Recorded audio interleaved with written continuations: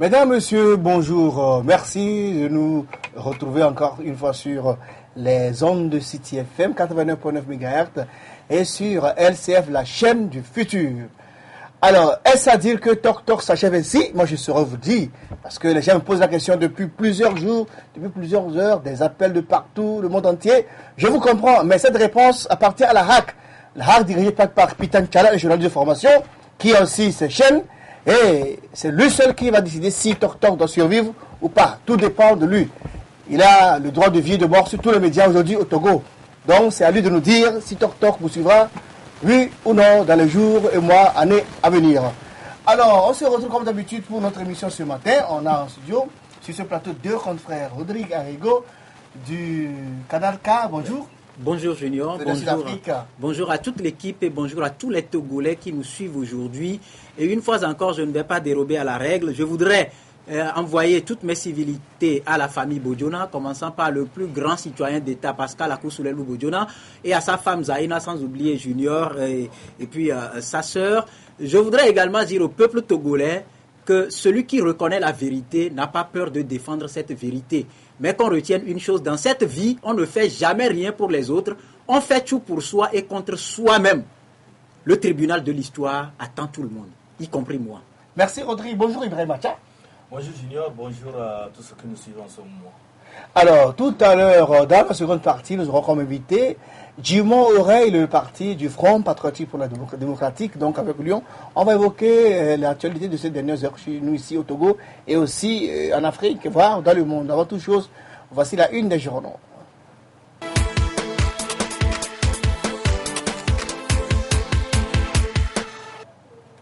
La une des journaux de ce vendredi 3 février 2017. Nous commençons par le quotidien privé Liberté. Liberté titre à sa une aujourd'hui. Refrain de hausse de la croissance, réduction de la pauvreté, des chiffres clinquants aux dures réalités vécues par les populations. Les réserves de Thomas Koumou sur les données publiées par le Conseil des ministres. Média la HAC acte la fermeture de LCF et City FM. Blaise Compaoré envisage de s'installer à Lomé. Le Canard indépendant de l'Écosse titre à sa une. Départ de Jamais, mutinerie, grève en Côte d'Ivoire, le régime de Lomé inquiet. L'opposition abonnée aux futilités. Quelle méthode pour l'alternance? La mode s'empare des églises quand les pasteurs et fidèles se concurrencent. L'alternative est dans les cœurs ce matin à la une. Arbitraire dans la régulation des médias au Togo. La HAC décidé à fermer LCF et City FM. Plus de 70 journalistes menacés par le chômage. Politique, car FDR, la rivalité continue. Chronique de la semaine, le résultat de la bonne gouvernance au Togo, une pluie de milliards pour booster l'économie togolaise. Le FMI promet 238 millions de dollars US, la Banque mondiale 175 milliards de francs CFA, l'UE 10 milliards de francs CFA. Togo matin dans les kiosques, Conseil des ministres vers une nouvelle politique de protection civile, développement volontariat NIU au Togo, interview, bilan de l'année 2016 et perspective 2017. Le changement hausse des prix des produits pétroliers à la pompe. Le ministre du Commerce explique sans convaincre. L'action des associations de consommateurs phagocytées par le pouvoir se résume au communiqué. Flambeau des démocrates, c'est avec nous ce matin. Mauvaise gestion des chantiers d'infrastructures routières. Usage abusif des véhicules de l'État, arrogance. Nissaonia forme le voyou de la République. La nouvelle tribune. Dernière minute, détournement à la BPEC, une chef d'agence en cavale. Énergie électrique comprend le dossier des contractuels. Eh bien, on continue, le perroquet dans les kiosques, c'est pas national le perroquet, non, là pas le perroquet, retour, donc, le correcteur plutôt avec une confidentielle, le quatrième mandat au cœur de la sortie inopinée de Fort à Témédia. Cannes Gabon 2017, enquête exclusive, insécurité, contrefaçon du maillot, transport, restauration et hébergement dégueulasse, les à côté de la débâcle togolaise. C'est fini pour la une des journaux, retour sur ce plateau, mais d'abord voici le jingle annonçant la première partie de l'émission.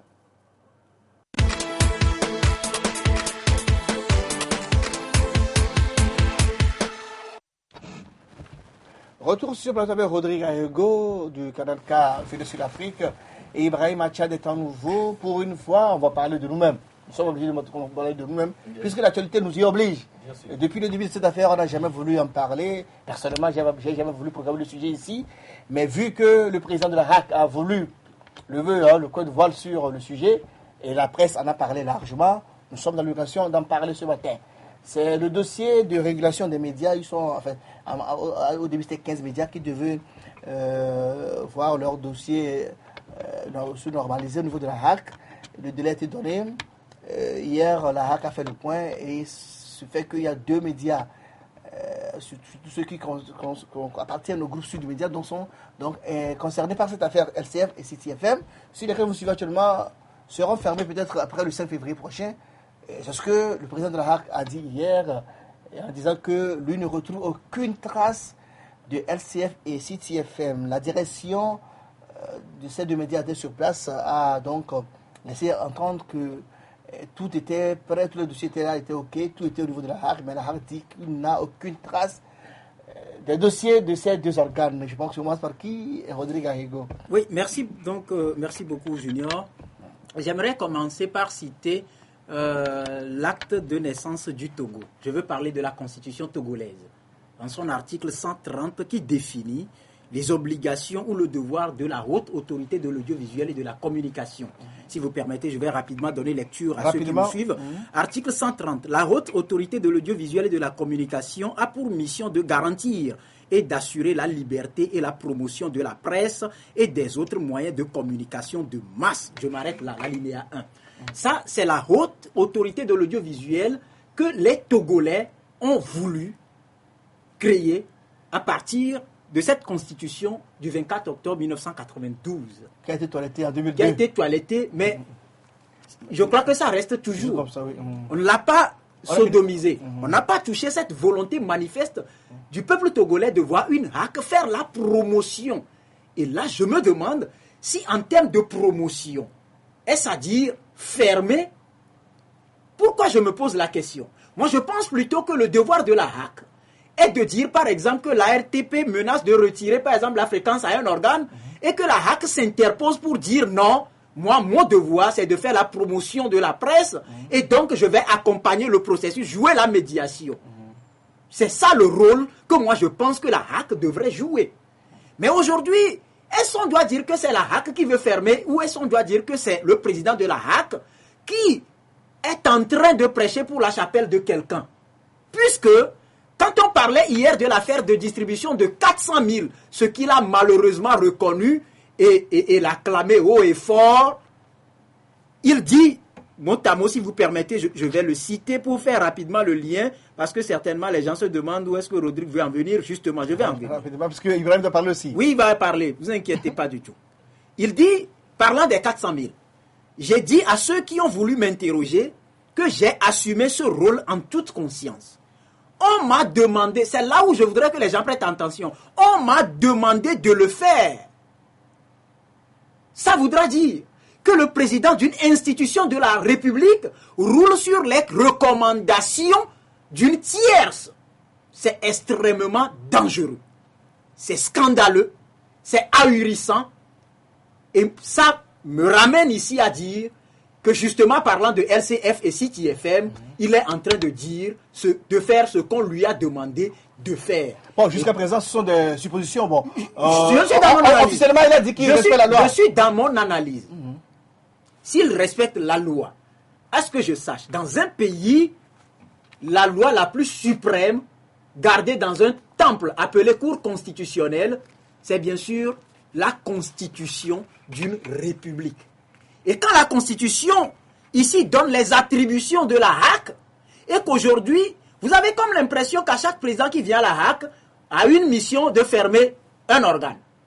Philippe Evegnon a fermé X Solaire, renvoyant des jeunes au chômage jusqu'à ce jour, avec leurs femmes et leurs enfants qui mangent dans la misère, qui croupissent dans la misère. Arrive Feu Kokou Tozou, qui a eu pour mission, j'estime, puisque c'est ce qui transparaît des actions, de fermer les gens des femmes et de renvoyer ces jeunes au chômage. Certains en cavale, obligés de courir pour échapper aux prédateurs. Aujourd'hui, arrive Pitan Tchala et on se rend compte malheureusement que la mission à lui assignée, outre la distribution de billets flambant neufs aux journalistes, c'est de fermer LCF et City FM. Les gens se demandent qu'est-ce qui se passe. Moi, je pense que c'est un acharnement qui a ses raisons ailleurs. Parce que je ne peux pas comprendre. Je fais juste une petite histoire. Oui, en 2008, Ibrahim doit parler aussi. Il attend. En 2008, nous devrions être, ou je devais faire partie de l'équipe qui allait démarrer LCF. Ah oui. C'était en avril. Il y avait la fête de l'indépendance. Nous étions revenus du Bénin avec paix à son âme Jacques Roux, toute une équipe. Il y avait une équipe de Africable qui était descendue ici. Et le ministre à l'époque nous avait instruit via Jacques Roux de venir échanger pour voir dans quelle mesure LCF pouvait assurer la couverture de la fête de l'indépendance, le défilé du 27 avril. D'alors, j'ai été rappelé par une mission, j'étais parti, mais mon second, Guy Essé, qui est un cadreur, qui est aujourd'hui devenu photographe, il avait participé avec l'équipe venue de Africable à la couverture de la fête de l'indépendance. Alors qu'on nous dise aujourd'hui que la chaîne qui a servi à couvrir une manifestation publique à laquelle a assisté le chef de l'État, qu'on nous dise qu'une télé sur laquelle défilent des institutions de l'État, la dernière fois que j'ai vu Madame Awanana ici, dans ce même studio, qu'on nous dise que c'est une chaîne qui œuvrait dans l'illégalité, alors je me pose des questions. Merci Rodrigue. Ibrahim Acha. Non, je pense que cette affaire est une affaire qui concerne toute la presse. Vous savez que nous sommes, en tant que journalistes, nous sommes des leaders d'opinion et vous savez que nous sommes intransigeants en matière de liberté de la presse et que voir RCF et CTFM fermés, je pense que nous ne serons pas quand même contents. Mais tout au moins, il faudrait rappeler certaines choses. La HAC est une institution de régulation et lorsqu'il y a des dysfonctionnements dans la constitution d'un dossier ou bien il remarque certaines erreurs, certaines anomalies, il va de soi que cette même HAC puisse remettre de l'ordre dans ce qui ne va pas. Mais seulement pour le cas de LCF et City FM. C'est un cas atypique puisque c'est un cas un peu atypique. Pourquoi je dis c'est atypique? Parce que d'abord, LCF et City FM, ce ne sont pas des organes pirates. Si c'était des organes pirates, là, on comprendrait l'acharnement de la HAC à fermer ces organes coûte que coûte. Ce ne sont pas des organes pirates, c'est des organes qui participent à l'éducation de la masse, à la sensibilisation de la masse et surtout à l'éveil de la conscience des Togolais. Et je pense que c'est un organe aussi qui joue son rôle d'utilité publique, qui accompagne le gouvernement dans sa mission d'éduquer, de former et surtout d'informer. Et donc, partant de ce principe, et surtout quand il y a des manifestations, y compris même des conférences de presse animées par la HAC, la LCF et CTFM sont toujours présentes là-bas pour couvrir ces manifestations. Et ce qui m'étonne, entre nous Togolais, pourquoi on ne peut pas s'entendre sur le minimum et vouloir avoir cet acharnement, vouloir coûte que coûte fermer une chaîne de télé et de radio qu'on connaît, qui a toujours évolué dans le paysage médiatique togolais. C'est là où moi je m'interroge. Je me dis, mais qu'est-ce qui ne va pas? Parce que quand nous avons écouté le directeur de City FM, et de LCF, je vais parler de notre confrère Luc Abaki, il a été clair qu'il a les dossiers. Il y a la traçabilité des correspondances qui ont été faites. Permettez qu'on suive le reportage réalisé sur donc, la conférence de presse d'hier. Quand on va le suivre, tout le monde va suivre. On va revenir pour continuer. Vous permettez, Nessor Akakovi, on peut suivre le reportage donc, réalisé hier à la HAC. Salle comble à la HAC ce jeudi pour cette première sortie médiatique de l'instance de régulation de la presse togolaise. Et il y avait de quoi faire déplacer les journalistes en nombre. À l'ordre du jour, 3 sujets. La situation administrative des chaînes de radio et télévision, la carte de presse et la publicité. Mais c'est le premier sujet qui a cristallisé les débats. Plusieurs radios et une chaîne de télévision sont menacées de retrait de leur fréquence par la HAC. La Haute Autorité de l'audiovisuel et de la communication estime qu'elles ne sont pas en conformité au niveau des cahiers de charges. 11 médias étaient concernés. Nous avons Radio Bethel de Gléy, Bonne Nouvelle de Lomé, City FM de Lomé, Radio Daoul de Bassar, Radio Maria Station de Kara, Radio Maria Station de Palimé, La Voix de Loti de Mango, La Voix de Voa à Méniran, Radio Océan à Neho, SKFM de Badou. Et pour ce qui concerne les télévisions, la chaîne de Futur SRF émettant à Lomé. Il faut rappeler que, passé le délai du 15 janvier, des organes ont pu se mettre à jour, notamment Radio Bethel de Gléy, Radio Maria de Kara, Radio Maria émettant à Palimé, Sky FM de Badou. À ce jour, Bonne Nouvelle de Lomé, Radio Daoul de Bassar, La Voix de Loti, La Voix de Vaud et Radio Océan n'ont pas pu déposer leur dossier, mais se battent en ce moment pour pouvoir respecter le délai de rigueur fixé au 5 février prochain. Sur les cas évoqués, celui du groupe Sud Média, entité qui regroupe la télévision LCF et la radio City FM, a longuement retenu l'attention. Curieusement, la HAC version Pitang Tchala affirme n'avoir trouvé dans ses archives aucune trace de dossier de LCF et City FM, deux chaînes qui émettent au Togo depuis près de 10 ans. La haute autorité a constaté que la chaîne de télévision LCF et la station de radio City FM, qui émettent depuis 2007, n'avaient obtenu auprès de la haute autorité aucune autorisation d'installation et d'exploitation préalable à l'exercice de ces activités. En réalité, en 2007, j'étais membre de la HAC et je me rappelle qu'à l'époque, nous n'avions reçu aucun dossier de la station LCF ni de City FM pour études. La HAC ne dispose pas de dossier LCF et City FM. J'ai participé à l'appel d'offres. Comme tel, j'étais dans la salle. Il n'y avait pas d'offre LCF. Si on vous a dit que c'est le cas, c'est faux. Je mets au défi celui qui vous l'a dit. Voilà des propos qui paraissent bien étonnants aux yeux des responsables actuels de la chaîne. L'administrateur délégué du groupe Sud Média remet les pendules à l'heure. Lorsque je retrouve dans mes archives des reçus d'achat de dossiers d'appel d'offres, lorsque je retrouve dans mes archives des récépissés de l'ARTP qui accusent réception du dossier, lorsque je retrouve dans mes archives un courrier de la RAC daté du 7 mai 2007 adressé à l'ARTP demandant des fréquences, et je retrouve aussi dans mes documents une lettre de l'ARTP qui assigne des fréquences par le canal de la RAC, je me dis qu'il y a traçabilité du dossier, qu'il y a eu dossier. Et qu'on me dise qu'on a posé la question au président d'alors et qu'il n'aurait pas donné de réponse, alors qu'il y a une lettre qui a été dûment signée par cette personne, ça me cause personnellement un problème. Il apparaît aujourd'hui incompréhensible que la HAC estime n'avoir de traces d'aucun dossier de LCF et City FM, que le président de cette institution affirme que LCF et City FM n'ont participé à aucun appel d'offres, pendant que des documents attestent du contraire. Pour certains, les réelles raisons de ce qu'ils appellent l'acharnement de la HAC contre ces deux chaînes sont à rechercher ailleurs. Mais quel que soit le cas, les organisations de la presse appellent la HAC à accorder un délai supplémentaire afin que les discussions se poursuivent pour une heureuse issue à la situation. Merci à Samuel Niaoui pour ce reportage. Je retourne donc sur ce plateau avec nos confrères Rodrigue Arrigo et Ibrahim Atia. Ibrahim Atia, dont vous avez suivi donc ce reportage, j'ai réalisé hier à la RAC.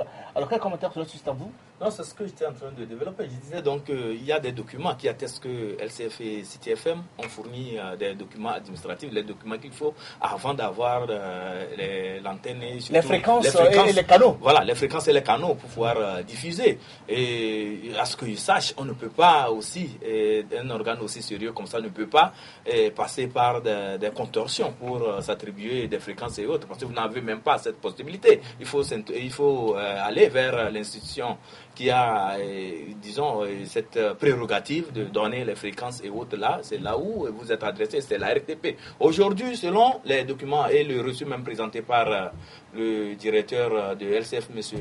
Luc Abaki, il apparaît clairement qu'il y a les reçus de l'appel d'offres pour l'acquisition de la fréquence.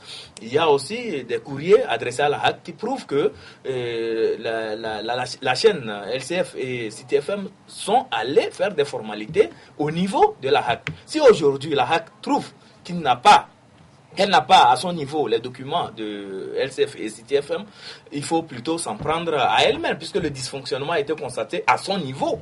D'un moment où nous partons du principe de la continuité des institutions de la République, même si Philippe Evignon n'est pas là aujourd'hui, et je pense que la HAC doit avoir dans ses archives, dans sa documentation, les documents fournis par LCF et CTFM. Non, la HAC dit qu'il n'y a aucune trace. Mais et pourtant, il y a un document sur lequel M. Philippe Evignon, qui est président de la HAC à l'époque, a posé sa signature. A écrit à la RTP pour demander les fréquences. Et la RTP a répondu en assignant les fréquences. Bien évidemment. Donc c'est ce que nous disons. Donc il y a aujourd'hui les documents qui prouvent que la LCF n'est pas un organe pirate. C'est un organe qui a été constitué selon la procédure requise par les institutions de la République. Et là, ce qui me gêne aujourd'hui, c'est de tout faire pour que la LCF et CTFM puissent, si ils trouvent qu'ils n'ont pas les documents à leur niveau, qu'on reconstitue ces documents. Mais ça a été fait en 2012-2015. Oui, et jusqu'alors, ces documents n'ont pas été étudiés. Jusque-là, il n'y a pas de problème. Ce que nous nous demandons, c'est qu'on recommence la procédure. Il y a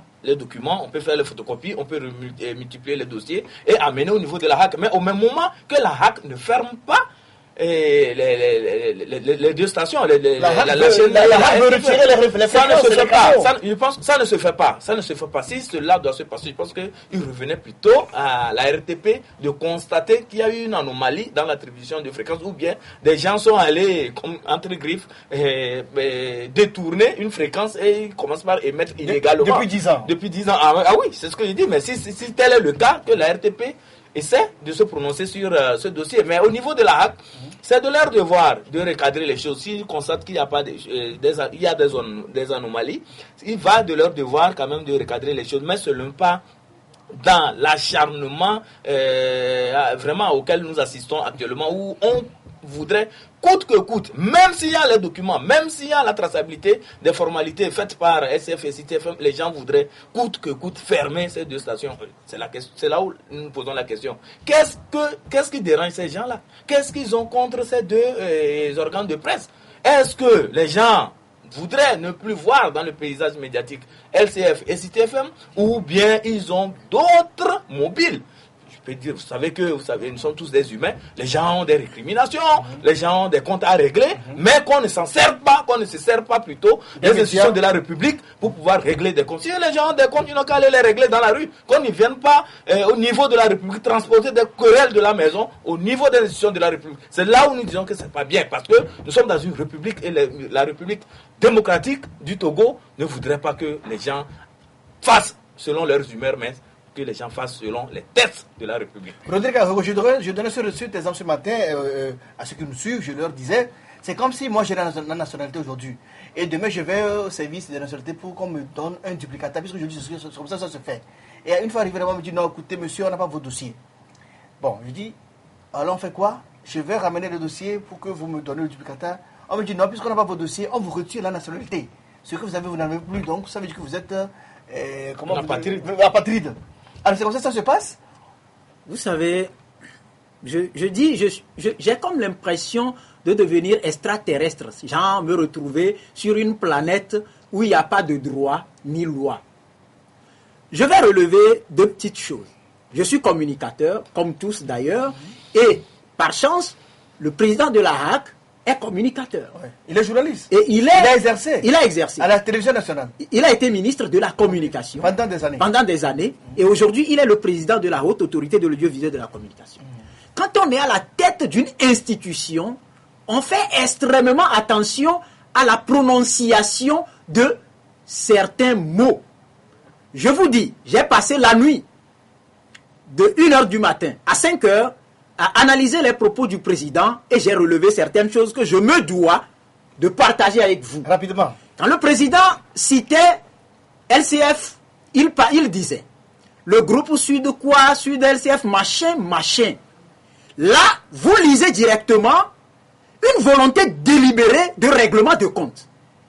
Quand on a du mal à lire ce qui se trouve écrit sur papier, vous comprenez que même si on miroite l'absence de dossier, qui est d'ailleurs une anomalie qui remet en cause la compétence de nos institutions, vous lisez une volonté délibérée de régler des comptes à LCF et City FM.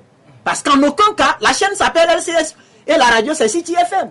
Et tous les enfants peuvent l'appeler. Mais que le président d'une institution l'appelle machin, il y a problème. Ça voudra dire qu'il y a un dédain qui est caché en soi et qui se révèle au grand jour. Je ne maîtrise pas de quoi il s'agit, mais je suis en train d'analyser les mots et les faits. Alors, que faut-il faire aujourd'hui? Aujourd'hui, est-ce qu'il faut faire quelque chose? Écoutez, c'est la preuve palpable que nous sommes dans une république bananière. Et pour prêter peut-être ce mot venu de quelque part à Bruxelles, au cours d'un rendez-vous des défenseurs des droits de l'homme, on avait qualifié le Togo d'un État voyou. Alors, on n'est pas loin de là quand il y a déjà des pièces justificatives. Est-ce qu'on nous dit aujourd'hui que les pièces fournies ne sont pas authentiques? Est-ce qu'on nous dit aujourd'hui que c'est des pièces fabriquées? Si c'est le cas, qu'on s'attaque au réseau qui a fabriqué ces pièces pour que demain, les gens ne fabriquent plus ces pièces. Mais je dis, me basant sur mes expériences personnelles, que je m'inscris en faux contre cet argument-là. Je m'inscris en faux. Ça veut dire qu'au Togo aujourd'hui, n'importe qui peut venir et commencer par émettre 10 ans. Après, avant qu'on ne dise, ça voudra dire que la RAC ne fait pas son boulot et que la RTP aussi ne fait pas son boulot. Parce que leur boulot, c'est eux. Quand par exemple une radio émet du Ghana et ça brûle les fréquences ici, c'est eux qui le savent et c'est eux qui gèrent. Et qu'une radio vienne émettre depuis 10 ans et que ce soit aujourd'hui qu'on se rende compte que c'était dans l'illégalité, je ne vois pas ce qu'on veut nous dire. Qu'on nous explique clairement. Et selon nous, nos informations, puisqu'on lit derrière LCF et City FM le nom de quelqu'un, je voudrais parler de la personne de l'ancien ministre Pascal Akousoulé-Loubodiona, qui a déjà été cité et traité comme tel dans une affaire dite d'escroquerie internationale. Et qu'aujourd'hui, il susurre que c'est fort probable qu'il nourrisse l'envie d'être candidat en 2020. Et partant de cette analyse, puisque le monsieur s'y connaît en matière de ces rouages électoraux au Togo, et si c'est là les craintes, qu'on le dise clairement. Pour l'instant, la RAC dit respecte la loi et qu'elle va appliquer la loi. Nous sommes en train d'analyser, parce que je ne sais pas de quelle loi on parle. Parce que la loi, c'est quoi? Je vous donne l'exemple du service des passeports. Vous arrivez pour établir votre passeport, votre dossier n'est pas complet, on ne vous arrête pas. On vous dit, monsieur, prenez, allez légaliser ça. Monsieur, telle pièce manque dedans. C'est comme ça qu'on procède dans un pays où on aspire à voir le peuple jouir du même droit. C'est très important. Merci Rodrigue. Ibrahim Achal, les organisations de presse ont réagi parce que le PPT a sorti un communiqué. Je peux lire quelques extraits, vous permettez. Alors que les responsables, c'est un peu long, il faut que je fasse un petit résumé. La RAC semble soutenir qu'aucun dossier n'avait été déposé en 2007 à la création des deux chaînes, alors que les responsables de la chaîne soutiennent preuve à l'appui que des actes précis et concrets ont été posés par le président de la RAC d'alors, Philippe Evignon, notamment une lettre datée du 7 mai 2007 adressée à la RTP sollicitant les fréquences au bénéfice de LCF et City FM. Les dossiers d'appel d'offres ont été achetés avec des reçus ainsi qu'une caution de 20 millions de francs CFA dûment payée à la BTCI. De plus, d'autres dossiers ont été déposés en 2012 et 2015 à la demande de cette même RAC sans qu'une suite ne leur soit donnée. Le patronat de la presse togolaise PPT a pu consulter tous ces documents précités. Au vu de tout ce qui précède, le PPT a le sentiment d'un acharnement malsain qui ne dit pas son nom contre ces deux structures citées plus haut. Surtout que la RAC demande encore d'autres dossiers alors que les autres déposés en 2012 et 2015 n'ont toujours pas fait l'objet d'une étude. Le PPT rappelle ici qu'il est fondamentalement opposé à la fermeture de quelques médias que ce soit dans notre pays. Le PPT demande solennellement à la RAC de cesser immédiatement son harcèlement à l'encontre du groupe Sud Média LCF City FM et lui suggère d'étudier de façon indépendante et sans passion les dossiers qui lui ont été soumis par la direction de ces médias, comme il l'a fait avec les autres médias en instance de régulation de leur situation. Ibrahim Achal. Oui, tout à fait. Et pour le moment, nous savons que LCF et City FM émettent depuis. Et c'est maintenant que M. Pitan-Tchala est arrivé. S'il veut être beaucoup plus rigoriste, s'il estime que les autres ont été complaisants dans l'étude des dossiers ou bien dans la manière de réguler la presse dans notre pays et que lui il vient avec la méthode forte, je pense que même si on est adepte de la méthode forte, on y va avec la manière. La manière voudrait que City FM et LCF qui émettent déjà peuvent continuer par émettre et trouver un compromis avec la s'il y a des dossiers qui manquent, peut-être que on peut demander à la rédaction de fournir les dossiers. On demande à la rédaction à la direction. Je dis bien à la rédaction, puisque c'est un organe, à la rédaction de City FM de fournir les documents qui manquent dans le dossier, mais aller directement à la fermeture et au retrait de la fréquence. Je pense que ce n'est pas ça la promotion de la presse, comme disait mon confrère. Comme la Constitution l'a dit. Oui, comme tu l'évoquais, et voilà. Surtout comme la Constitution l'a signifié dans l'attribution des prérogatives qui reviennent plutôt à la HAC. Bon, maintenant, il y a aussi le côté social qu'il faut voir. En tant que journaliste... Je rappelle aussi que CFM et LCF, ça fait environ 70 personnes qui travaillent ici. En tant que journaliste lui-même, étant propriétaire de chaînes de télé que nous connaissons bien dans ce pays, vous savez que nous sommes dans un rectangle où rien ne se cache, et il ne devait pas quand même penser, il devait plutôt penser aussi au côté social. Est-ce qu'on est en train de faire la promotion des journalistes en fermant les organes? Parce que, à mon avis, ça crée des problèmes. Parce que ces journalistes qu'on va mettre au chômage...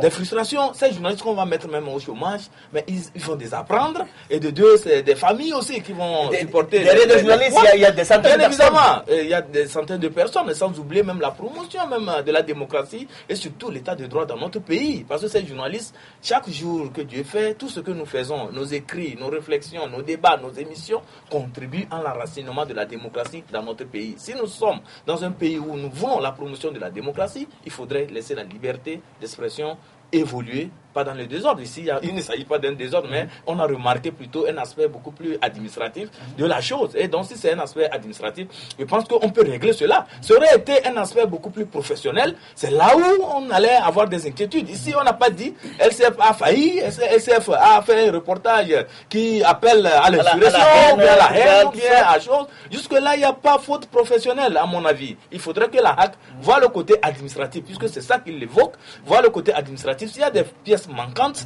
il revient maintenant à la HAC d'appeler la rédaction ou bien la direction du LCF d'amener ces pièces-là qui manquent pour compléter le dossier. Étant donné que ces deux chaînes émettent déjà, maintenant pour rebondir un peu sur le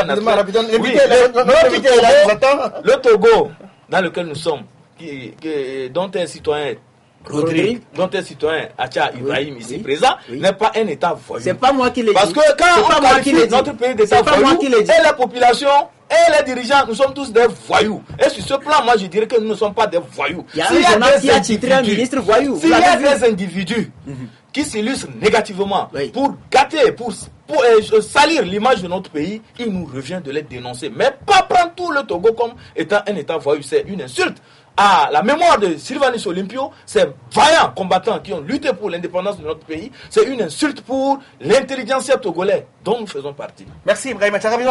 La conclusion et on va passer à l'invité. Oui. En conclusion, est-ce qu'il faut conclure? Moi, je crois qu'il n'y a pas 70 personnes qui travaillent sur LCF. Il n'y a pas 70 personnes. Chacun étant une famille, chacun ayant une famille.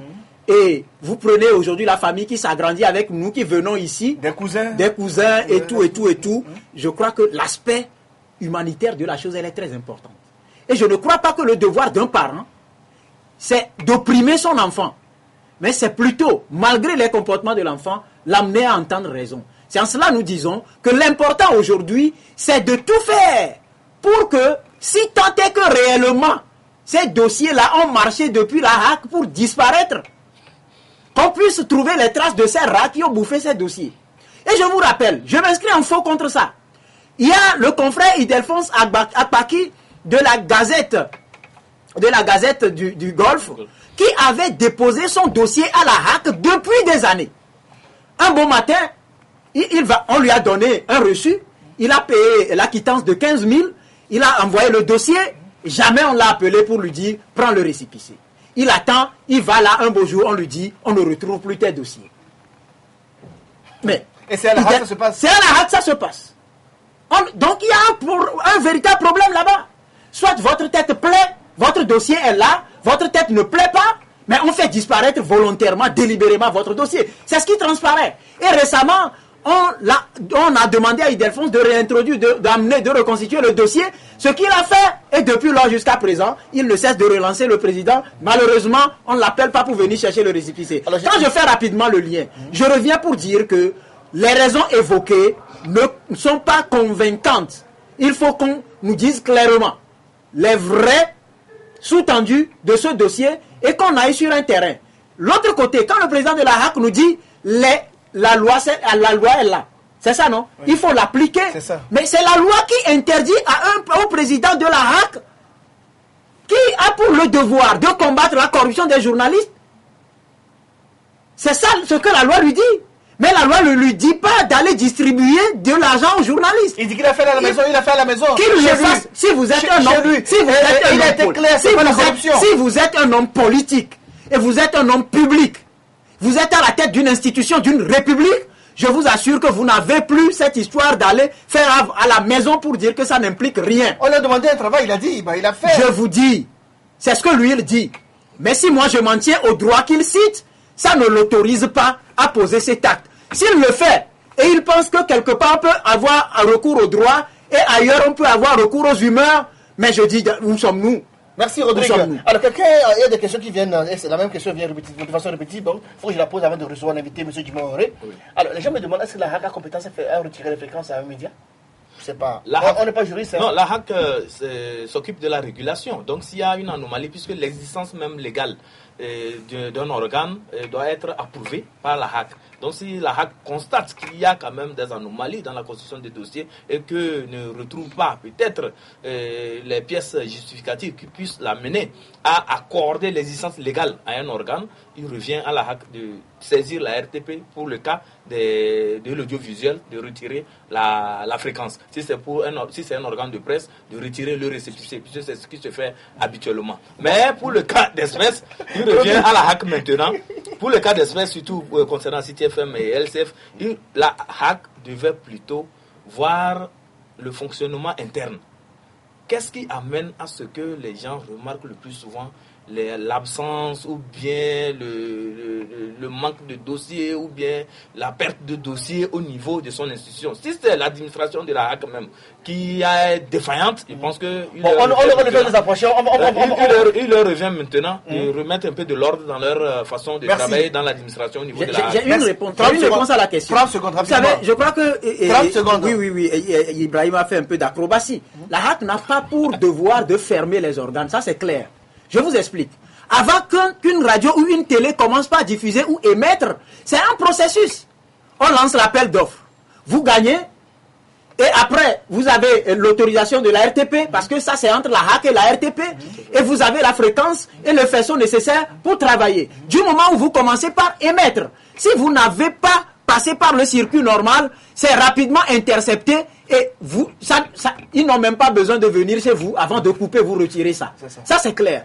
Maintenant qu'on nous dise que depuis 10 ans, quand même, on va dire ça chez qui, quel fou, la HAC n'a pas pour devoir de fermer quel organe que ce soit, mais c'est plutôt de réguler. Le travail de régulation, la déontologie et l'éthique. Et quand je prends la déontologie et l'éthique du journalisme à part, je reviens sur l'humanité avec la déontologie et son éthique, qui demande à ce qu'on ne nuise pas à autrui, mais plutôt qu'on amène autrui, si on juge qu'il est dans l'infraction, qu'on l'amène à la raison pour l'amener à ne plus récidiver. Merci. Donc je m'inscris en faux, la HAC n'a pas pour devoir, à preuve du contraire qu'on le prouve, de fermer quelque organe que ce soit. Merci. La pause s'impose. Puis pause publicitaire derrière notre invité, Dumont-Auré. Rodrigue, la régulation... Suivez tous les lundis, mercredis et vendredis votre émission Toc Toc.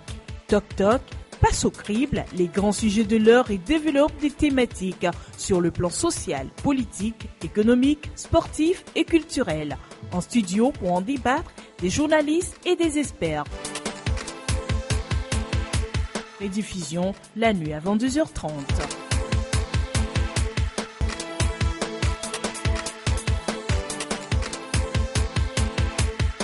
Non, c'est bon, non. Retour sur ce plateau avec notre invité, M. Djimaoré. Il est le président du FPD, le Front Patriotique Démocratique, c'est ça? Bonjour. Le Front des Patriotes pour la Démocratie. C'est ça, le Front des Patriotes pour la Démocratie, c'est ça. Oui. Bonjour. Bonjour, mon frère. Merci d'avoir répondu à notre invitation ce matin. Vous nous avez suivi en off avant de rentrer. Et vous savez aussi que LCF, CTFM a des soucis avec la HAC. L'épée de Damoclès plane sur ces deux médias depuis plusieurs mois. Et que peut-être que la semaine prochaine, vous ne nous verrez plus. On ne sait jamais. Vous avez été aussi ministre de la communication de ce pays. Quel est votre mot là-dessus, sur ce qui se passe actuellement au niveau de la HAC avec LCF et CTFM? Bon, rapidement, c'est dommage. Mais ça se comprend, nous sommes dans... Et je le dis souvent et on dit, bon, pourquoi je tiens ce propos? Nous sommes dans une dictature et c'est comme ça la dictature fonctionne. Ne cherchez pas à comprendre ce qui se passe ou ce qui ne se passe pas. Et LCF, c'était l'une des chaînes phares. Quand c'était lancé en fanfare, et puis on sait qui était derrière. Nous, je suis politique. Maintenant, aujourd'hui, c'est parce que ça ne va pas entre eux. Bon, il faut faire le règlement de compte. Et là, c'est la dictature qui fonctionne comme ça, ce n'est pas une démocratie. Voilà, d'une manière résumée, la position que je pouvais prendre par rapport à cet événement. Mais je crois que la responsabilité première incombe à vous-même, le monde des journalistes. C'est ça aussi. Au sein de cette corporation, vous allez voir d'ici peu, certains de vos confrères vont défendre la HAC, qu'elle a raison de procéder ainsi. Parce qu'on leur a distribué les ressources du pays. Et ces ressources distribuées n'appartiennent ni à Ford, ni à qui que ce soit. C'est les ressources des Togolais qu'on prend pour corrompre certains journalistes et pour massacrer d'autres. Voilà, c'est la dictature qui fonctionne de cette manière. Maintenant, que faire pour mettre fin à la dictature, pour qu'on mène une vie normale sur la terre de nos aïeux? Là, le vrai débat. Alors, vous êtes politicien, vous dirigez le Front des Patriotes pour la Démocratie. On vous a connu à l'UEC, on vous a connu au gouvernement, vous étiez du côté du gouvernement. De ceux-là que vous traitez de dictateur, mais aujourd'hui vous avez changé. Qu'est-ce qui peut expliquer cette situation, ce revirement à 180 degrés? Non, il ne faut pas intoxiquer l'opinion. Alors dites-nous. J'ai été militant de l'Union des forces de changement. Ouais. Je l'ai dit, j'ai commencé à militer à visage découvert à partir de 19 ans. J'ai été de tous les combats, de la jeunesse de l'UFC. Et après scission, en 2010, moi j'étais du côté de Gilles Christ Olympio, qui a conclu un accord politique. Un accord qualifié de compromission par d'autres? Oui, par d'autres. D'autres accords qui n'ont pas été de compromission, est-ce qu'ils ont été appliqués? L'APG, les 22 engagements, accord cadre de Lomé, accord de Ouaga. Non. Voilà, le raisonnement est clair. Alors continue. Donc, rapidement, moi, je ne sais même pas comment est-ce que les négociations ont été menées. Je n'ai jamais cherché à négocier, moi, mon arrivée au gouvernement. C'est sous la bannière de l'accord, là. Et un petit rappel, c'est ce que les gens ne savent pas. Quand, pour prévenir la crise qui avait débouché sur la partition de l'UFC à l'époque, en 2008, j'avais posé le problème au bureau national de l'UFC. Crise interne, analyse et approche de solutions. Présidé par le premier vice-président à l'époque, Patrick Lawson. Mais le rapport est là.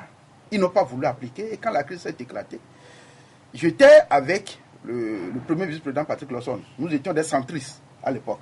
Parce qu'il y avait les Fabrice et les Ago. Et moi, j'étais... Ago, ami de Gilles Olympio. J'étais parmi des centristes que pilonnait M. Patrick Lawson. Mais après l'événement de la plage, quand le cortège de Gilles Christ a été caillassé, il fallait prendre position. Et vous êtes rangé vers Gilles Christ. Vers Gilles Christ, ne sachant même pas qu'il y avait un accord qui devait se passer après. Et plus tard, vous avez nommé ministre. Donc ça, c'est ça. Oui. Et plus tard, il a dit, bon, Auré, tu sais, nous avons négocié un accord pour deux choses. Obtenir l'apaisement dans le pays, pour que les partenaires reviennent, et que la dette du Togo soit allégée.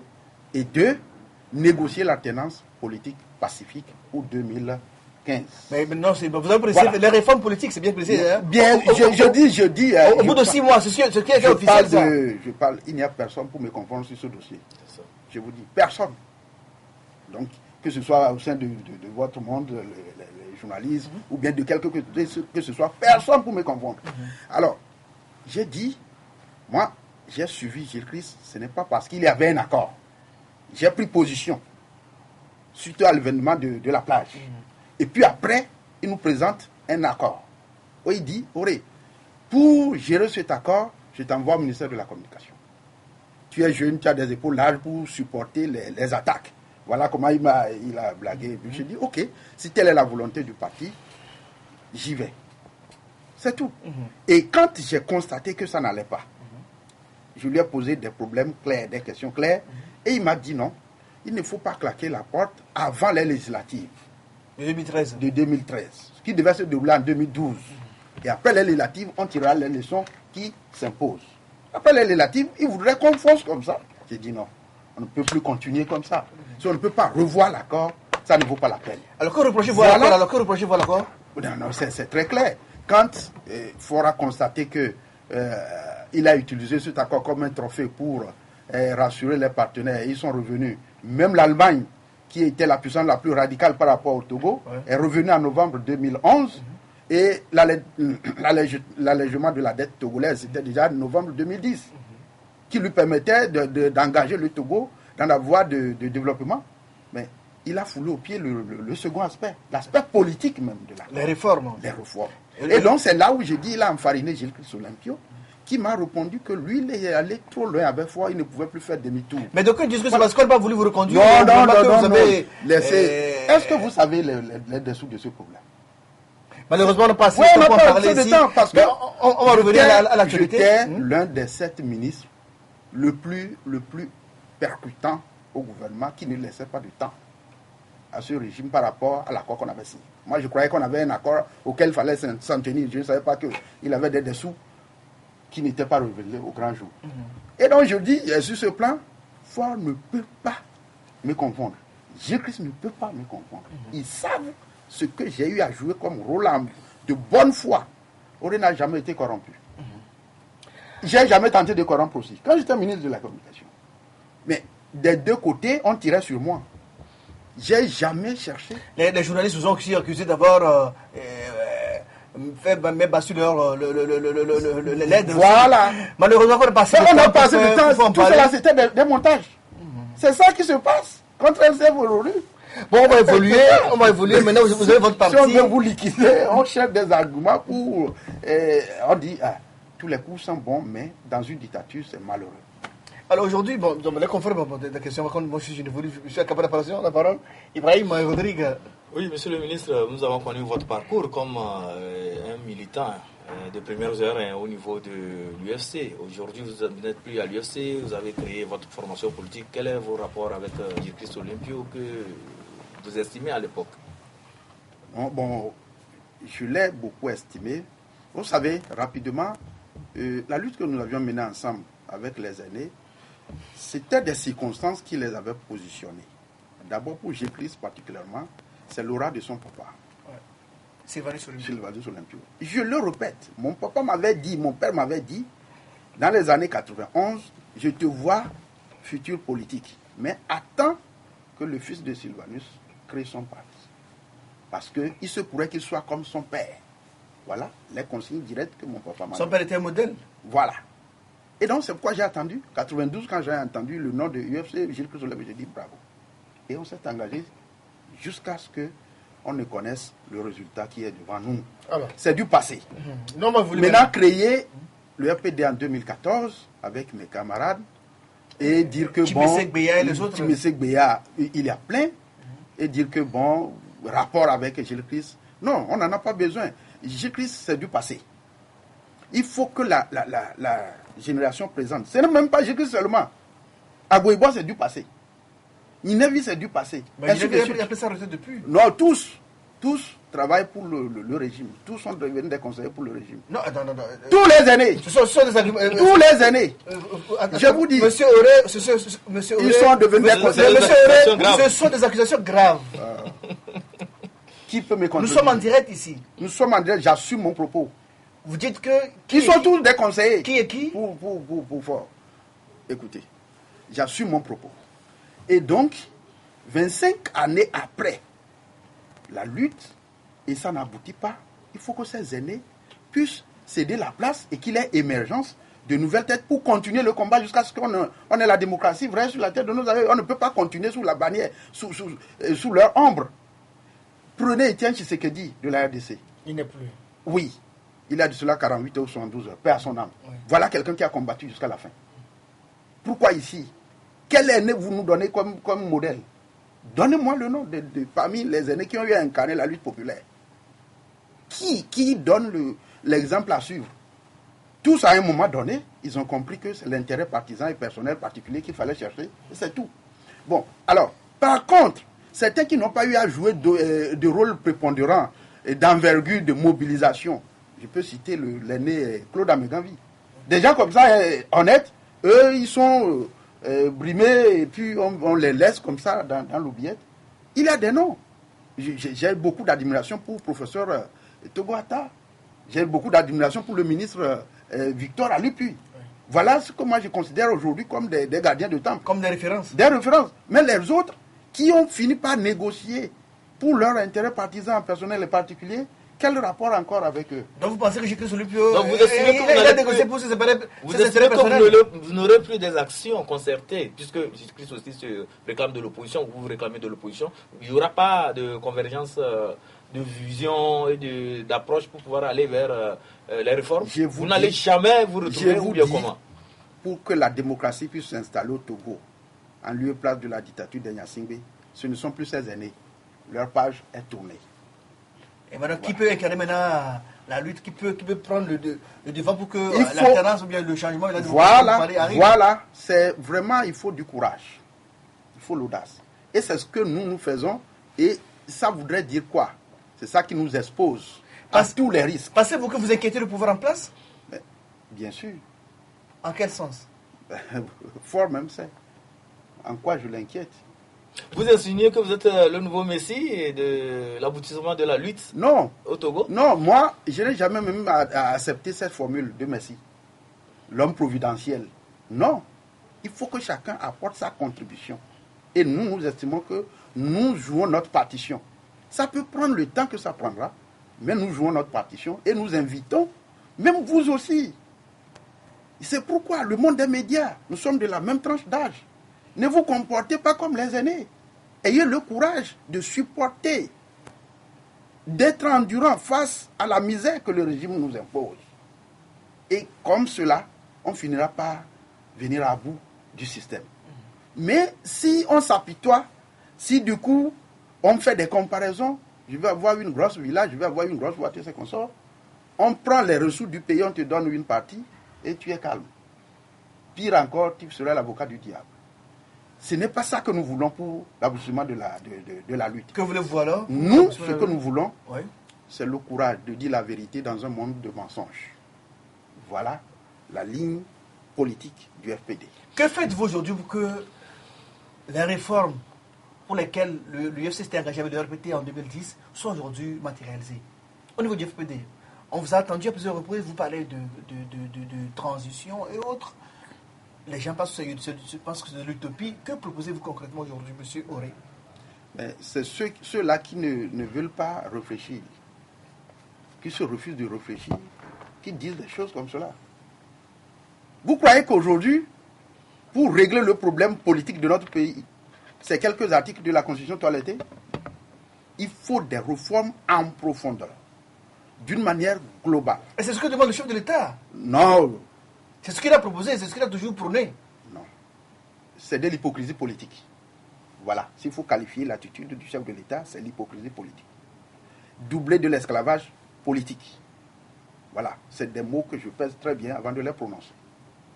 Alors, Monsieur le Président, dites-nous aujourd'hui, c'est vrai, la ligne directrice du FPD, c'est de refondre totalement l'administration, de tout refondre, d'aller à une transition, négocier avec le pouvoir, comme vous le dites, pas écarter qui que ce soit. Est-ce qu'aujourd'hui, cette réalité le peuple togolais peut rêver l'avènement de cette réalité? C'est le passage obligé. Nous n'avons pas d'échappatoire. Ce que je dis là, ça se déroulera sur la terre de nos aïeux.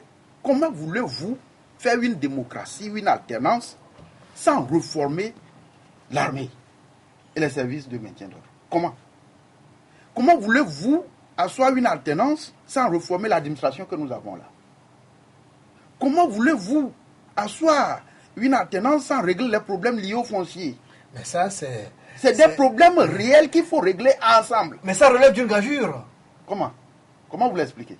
Mais c'est compliqué à atteindre ce objectif-là. Oui, quand on est politique, on a de l'ambition pour son pays. On pose les vrais problèmes. On ne fait pas de la fuite en avant. On n'adopte pas des solutions faciles. Mais vous ne voyez pas que le chef de l'État est sur cette lancée en faisant la refondation de l'armée, en appelant à un nouveau code du foncier, en appelant, en mettant en place une commission pour réfléchir sur les réformes qu'il faille mettre en place pour rapidement. La démocratie dans notre pays. Non, c'est de la mascarade. D'abord, lui-même n'a pas la légitimité nécessaire pour engager. Ça veut dire quoi? Il n'a pas la légitimité nécessaire. Que vous le dites, ça veut dire quoi? Ça veut dire qu'il n'est pas là-bas par la volonté du peuple. Voilà, il n'a pas la volonté de qui? Pas la volonté des armes. Vous le savez. Mais on a voté en 2015. Vous le savez très bien. Non, 2015. Monsieur Aurélie, vous avez été ministre d'un président que vous ne reconnaissez pas. Non, j'ai déjà expliqué ici.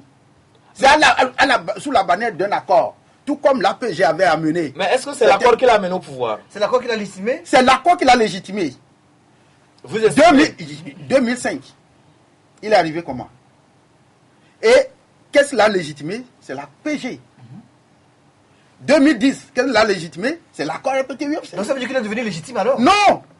À partir du moment où la confiance de l'autre parti est retirée, il perd cette légitimité. Okay? À partir du moment où il joue à l'hypocrisie politique et il pense qu'une fois accord signé, lui, il a réussi à avoir le pari et il peut foncer l'autre dans la boue, il perd sa légitimité. Vous n'allez pas vous parler de 2015, rapidement. Oui, on dit 3 500 000 inscrits. Il a été proclamé élu avec 1 200 000 voix. Oui. Résultat officiel. Oui. 1 800 000 sont où? Oui. Non, les gens n'ont pas voté. Oui, si les gens ne sont pas allés, ceux qui se sont abstenus, c'est ceux qui sont contre. Non, pas forcément. Oui, c'est ceux qui sont contre. Ici, il est question du suffrage exprimé. Non, il est question de suffrage de ceux qui se sont enrôlés. Voilà. Quand dans un pays... Ici, c'est exprimé. Non, quand dans un pays, le taux d'abstention augmente, ça voudrait dire qu'il y a un malaise. Mais cela ne remet pas en cause vous dis, la légalité. Même si c'est 10% la légitimité du président. Vous ne pouvez pas construire une démocratie sur la base d'aide abstentionnistes. Non. Non, ça c'est un autre volet de la chose. Non, parlons et puis de la légitimité du président Faure. Le président Faure n'est pas légitime. Il ne le sera jamais jusqu'à son départ. C'est clair et c'est net. Et même si les élections sont claires, reconnues par toute la communauté internationale. Mais si les élections sont claires, qui va voter? Faure va gagner comment? Ah donc vous êtes en train de dire... Comment? Il n'a pas de militants, il n'a pas de base militante. Vous croyez qu'il y a de militants? Mais il y aura quoi alors? Et pourtant nous les voyons faire des caravanes. Ils n'ont jamais milité. Le militant, c'est s'engager dans un parti politique de l'opposition, dans une dictature. C'est ça être militant. Nous, on en a fait les frais. Et dans ceux qui sont là-bas, c'est parce qu'il a les ressources du pays qu'on leur partage. Quand ce parti... Mais ils ont le cas de Mam, ils vont réunir, ils cotisent. Mais c'est très facile. Mais le paysan de Tcharkwanga qui s'engage pour unir, donc vous estimez qu'on lui donne aussi des lui donne des sous à la veille de chaque élection et puis c'est fou. C'est foutu. Est-ce que vous n'insultez pas leur intelligence par exemple? Je vous dis, quand ce parti va tomber dans l'opposition, il va voler en éclats. Ah bon? En éclats. Parce que ce n'est pas par conviction qu'il se retrouve là-bas, c'est par intérêt lié aux ressources du pays. Voilà. Alors que quand vous faites de l'opposition, c'est une conviction qui vous anime. Est-ce que vous voulez nous dire qu'à unir, on distribue l'argent aux gens? Mais on cultive la alors vous venez de dénoncer quelque chose. La distribution de l'argent à vos confrères par le président de la HAC. Il n'est pas membre de ça, c'est un cadeau de fin d'année. Il n'est pas membre de UNI. C'est un cadeau de fin d'année. Non, c'est pas cadeau. Il faut recadrer. C'est récompense. Il a parlé de récompense. Voilà. Oui, ils ont récompensé. On nous a dit cadeau de fin d'année. À certains journalistes. Ils ont récompensé certains journalistes. Non, moi je veux qu'on utilise les mots justes. Il a dit récompense. Voilà. C'est juste ça. Voyez-vous, mais le président de la HAC, ce ne sont pas les teneurs du système RPT Uni. Bon. Oui, c'est un exemple. Je sais qu'il était membre du RPT. Non, il est. Je ne sais pas s'il est membre du NIR. Il est membre. Je sais qu'il est membre du RPT. Il est un des premiers responsables de ce système. Je ne sais pas s'il est membre du NIR. Il est après tout togolais. Il peut servir la nation. Sous quel pays, ou bien dans quel pays vous trouvez des présidents d'institutions ayant de l'argent à distribuer? Non, il a bien dit qu'il lui a demandé. Celui qui le lui a remis, il a trouvé ça où? On ne sait pas qui l'a remis. Il a une autorité, peut-être. Et une autorité, c'est quoi? Quand vous entendez, 27 avril 2016, le chef de l'État était à un culte, je crois, à l'église catholique à Tikoumé. À Kilkamé. Oui. Et on a appris qu'il aurait donné 10 millions. 10 millions, là, c'est pour qui? Il a trouvé ça où? Non, attends, mais quand même, il est fonctionnaire. Il est président de la République, il travaille. Ne perdez pas de vue aussi, il est fils d'un ancien président aussi. Il est fils d'un ancien président, c'est un salaire. Mais un ancien président avait aussi des salaires. Mais le salaire, vous savez, les indemnités du président de la République aujourd'hui au Togo, c'est 6 millions. Et un général de l'armée, il peut avoir un héritage. Attendez, monsieur Auré, pour quelqu'un qui touche 6 millions par an, il peut faire un cadeau de 10 millions facilement, il peut économiser. Écoutez, vous ne faites pas de l'avocat du diable. Non, c'est pas ça, l'un de nous. Est-ce que dans quel pays, au Sénégal, ou bien présentement, le milliardaire, Patrice Talon, il est milliardaire, hein, mais vous n'allez pas entendre que Patrice Talon donne 10 millions ici, il donne 3 millions là, il donne ceci. Peut-être que c'est pas médiatisé. Ce n'est pas de cela que notre pas médiatisé. a besoin. C'est d'asseoir les fondamentaux de la démocratie. Comment est-ce que régler le problème de répartition des richesses pour que chaque citoyen puisse manger à la sueur de son front?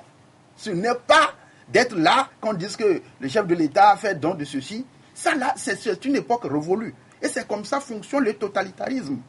Et donc, nous ne pouvons pas accepter cela. Et vos confrères qui chaque jour prennent des sous pour soutenir ce qui est mauvais, ils seront rattrapés par l'histoire. Vous avez les preuves? Ils seront rattrapés par l'histoire. Est-ce qu'il y a des confrères qui soutiennent ce qui est mauvais? Vous avez les preuves? Non, monsieur Aurès, vous avez les preuves de vos affirmations. Je vais vous donner un exemple. Oui. Quand les événements malheureux de Mango se sont passés, il y a un de vos confrères qui a dit que non, justement parce que des jeunes tentaient d'arracher l'arme de l'agent de sécurité, c'était insupportable pour l'agent de sécurité, il s'est défendu. Vous comprenez ce raisonnement? Mais est-ce que ce qui veut dire qu'il a été payé pour faire ces bien sûr. Et le monsieur, il est intervenu à une émission de Vision 4, Cameroun. Quand le débat était sur le Togo, est-ce une dictature ou une république? Et il est intervenu. Ils l'ont mis à sa place que ça, c'est pas un journaliste, c'est un activiste. Les panélistes. Bon, on va évoluer. Alors, d'une manière ramassée, ayez le courage de dire la vérité, quel que soit le prix. Aujourd'hui, le RPD est visé comme un parti radical. Et vous réclamez ainsi? Non, c'est pas affaire de radicalité. La radicalité, c'est quoi? C'est quand vous n'acceptez pas la compromission, on vous trace de radical. Dans ce pays, nos aînés, tour à tour, quand ils étaient dans leur vraie position, on les traitait de radicaux. C'est vrai. Agouiba a été traité dans ce pays de radical. Quand Edem Kodjo était le bon élève. Ninevi a été traité de radical quand Agouiba était bon élève. Gilles Christ, de tous les noms. Zahir Fouaïba. Mais quand ils acceptent, ils changent maintenant, on dit, ils ne sont plus radicaux. Quand ils acceptent devenir disciples, accompagner le système qui brime les citoyens, la dictature la plus vieille du continent noir, quand vous acceptez vous mettre en posture avec eux, donc vous êtes le bon élève, vous êtes opposant modéré. Alors monsieur Auré, la semaine dernière, on a appris que vous avez été inquiété, que les gens sont venus vous inquiéter. Est-ce que vous confirmez aujourd'hui? Je confirme. Et vous pensez qu'ils sont venus atteindre votre vie? Non, il y a plusieurs faits. Ça, c'était le dernier fait majeur. Je vais vous dire, c'était dans la nuit du 19 au 20 janvier. Oui. Et c'est ma maison qui a été visitée par les assaillants. C'est dans quel quartier? À Onyame. Onyame, ok. Alors, s'ils me trouvaient, ce n'était pas pour voler, parce qu'ils sont repartis sans rien prendre. Et rien prendre. Ils n'ont pas volé. Vous avez contacté la police? Bon, je suis un politique, moi. Et je sais ce qui est derrière tout ceci. Je vais vous dire, la nuit du Nouvel An, à 2h46, j'ai le message gardé. On me demande d'ouvrir le portail de ma résidence pour une interview. Et si je sortais ou bien j'envoyais un de mes jeunes qui me garde, on va la battre. Bon, peut-être que le message était envoyé dans la journée, que le réseau... Non, on dit... plus tard. Non, l'interview devait se dérouler entre minuit et 4 heures. Oui, c'est la nouvelle année. C'est la nouvelle année. Alors, on veut prendre l'impression. Moi, je ne sais pas. Ah, mais c'est la nouvelle année. On peut peut-être l'impression d'un homme politique. Et rapidement, je vous dis encore, mercredi passé, j'arrivais au Parlement pour aller retirer un test de ma boîte. Ça fait déjà 3 années et demie que nous sommes au Parlement pour cette législature en cours. Je suis arrivé, il y a souvent les agents de sécurité à l'entrée du palais. 4. Et je leur ai dit gentiment bonjour. Après les avoir dépassés, et je fonçais vers ma boîte, subitement ils se sont retournés contre moi. Eh monsieur, qui êtes-vous? Vous sortez d'où? Vous êtes citoyen togolais? Et c'est la première fois ça, en 3 ans et demi. C'est aujourd'hui on ne me connaît plus comme député à l'entrée du palais des congrès. Et je lui ai dit, mais c'est le député Djimoré. Ah, c'est vous qui voulez embraser le pays? Et vous... J'ai dit alors, qu'est-ce que vous voulez au juste? Je leur ai posé la question. Ils étaient en train de vociférer. J'ai dit, faites ce que vous voulez. Vous savez, verser du sang, non? Faites ce que vous voulez.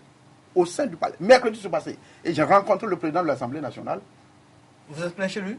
Oui, je suis allé au bureau, il m'a reçu le mardi dernier. Alors, est-ce que vous avez identifié ces agents? Identifié comment? Ils ont un tableau de passage pour positionner les agents. Un calendrier de roulement. Un calendrier de roulement. J'ai discuté avec le président de l'Assemblée nationale. Il m'a dit que là où lui aussi n'a pas compris, pourquoi m'ont-ils... S'ils ne me connaissaient pas, je suis rentré dans le palais. Et c'est quand je me dirigeais vers ma boîte maintenant qu'ils se lèvent tous pour venir contre moi. Peut-être qu'ils ont pensé que vous avez rendez-vous à quelqu'un là-bas. Bon, alors, donc c'est pour vous dire que... Vous inquiétez le pouvoir, vous pensez? Ce qui est clair, ce pouvoir... LCF inquiète le pouvoir, c'est pourquoi on veut la fermer. Là, nous savons pas. Parce que la HAC nous parle de la loi. On a évoqué des raisons beaucoup plus administratives. Prenez toutes les organisations de la société civile togolaise. Pourquoi elles sont bancales? Parce qu'une organisation de la société civile qui voudrait jouer réellement son rôle est perçue comme de l'opposition. La RTDH, le grade du ministre Victor Alipuy. Jamais on les associe, c'est rarement. Par contre, c'est ce qu'on veut, c'est comme ça la dictature, hein. Le totalitarisme, ça voudrait dire quoi?